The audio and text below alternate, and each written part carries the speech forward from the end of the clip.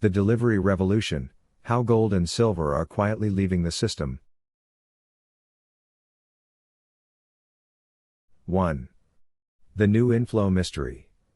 For the first time in modern history, the United States has become a net importer of gold. For decades, we exported it, but since last November, something has flipped. Over $100 billion worth of precious metals has entered U.S. vaults, much of it through the COMEX system.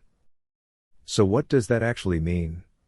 It means the world's biggest players, China, Saudi Arabia, Russia, India, and others, are using the delivery system to drain real metal from paper markets.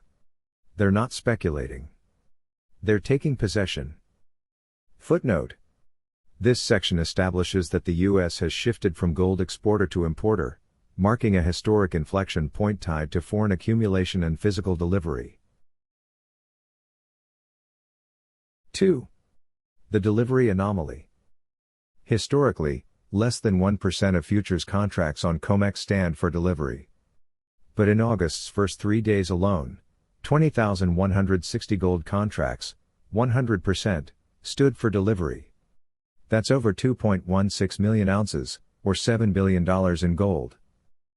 Even more shocking, nearly all of it left the COMEX system entirely. The same pattern appeared in silver, 1.7 million ounces delivered, 1.9 million withdrawn. That's more metal leaving than entering.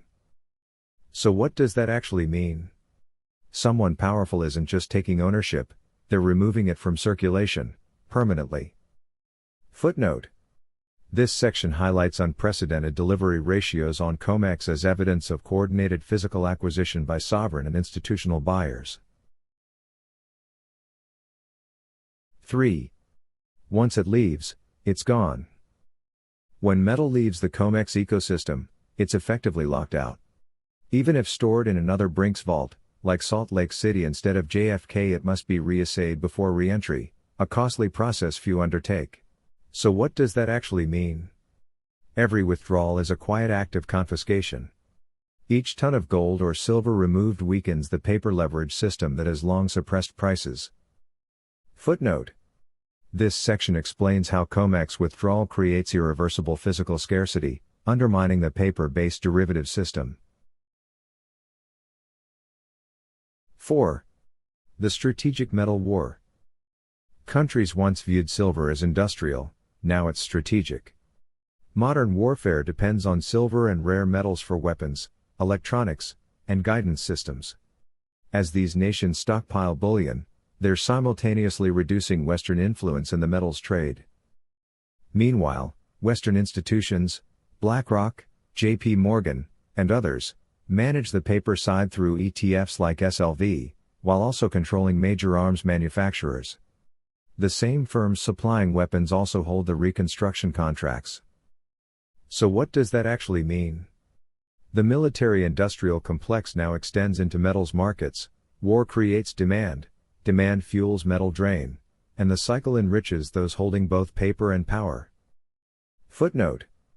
This section links strategic metals accumulation to defense industry incentives and global power realignment. 5. The quiet coordinated drain. Since November, sovereign wealth funds and ultra-wealthy insiders have been taking delivery of billions in gold and silver each month.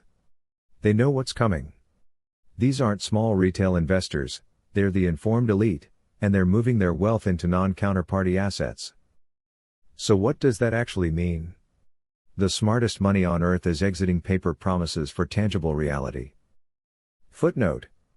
This section identifies institutional accumulation and off-exchange withdrawal as signals of declining confidence in paper markets. 6. The end of suppression. For decades, short selling and derivatives mask the true price of metals. But once physical deliveries accelerate and metal leaves the system, suppression becomes impossible. Silver, historically capped under $30, $40, now sits at a technical inflection. Once it breaks $40, $50, there's little resistance, just open sky. Gold already proved this. After months of capping at $2,300, it surged past $3,500. Silver's chart mirrors gold's pattern 6 to 8 months before its breakout. So what does that actually mean? The final short squeeze isn't coming from traders, it's coming from reality. Footnote.